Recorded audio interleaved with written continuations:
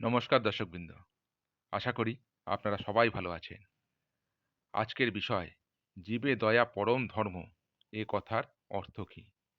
খুব সংক্ষেপে বলার চেষ্টা করছি। এ কথার অর্থ বদ্ধ জীবদের প্রতি ৩ প্রকার দয়ার কথা বলা হয়েছে। ১ নম্বর দেহ সম্বন্ধীয় দয়া, ২ নম্বর মন সম্বন্ধীয় দয়া, আর ৩ নম্বর হচ্ছে আত্মা সম্বন্ধীয় দয়া। তাহলে দেহ সম্বন্ধীয় দয়া কি?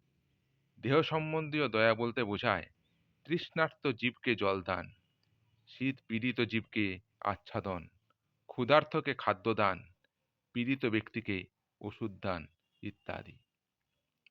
মন সম্বন্ধীয় দয়া বলতে কি বোঝায়?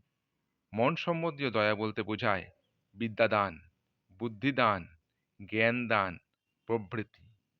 আর আত্মা সম্বন্ধীয় দয়া, আত্মা সম্বন্ধীয় দান বলতে বোঝায় জীবদেরকে কৃষ্ণ ভক্তির মাধ্যমে সংসার ক্লেশ থেকে উদ্ধার করার জন্য যত্ন নেওয়াই জীবাত্মার প্রতি মহান দয়া। এই আত্মা সম্বন্ধীয় দয়াই হচ্ছে সর্বশ্রেষ্ঠ।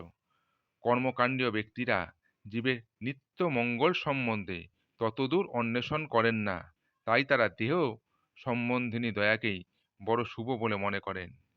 জ্ঞানকাণ্ডীয় ব্যক্তিরা মন সম্বন্ধিনী দয়াকেই অধিক আদর করেন। শুদ্ধ ভক্তগণ ভক্তির প্রচার দ্বারা জীবের নিত্যমঙ্গল সাধনের জন্য যত্ন করেন। জীবের প্রতি শ্রেষ্ঠ দয়া হল দুঃখময় জড়জগৎ থেকে সচ্চিদানন্দময় পরম ধামে পৌঁছানোর সুযোগ করে দেওয়া। নমস্কার।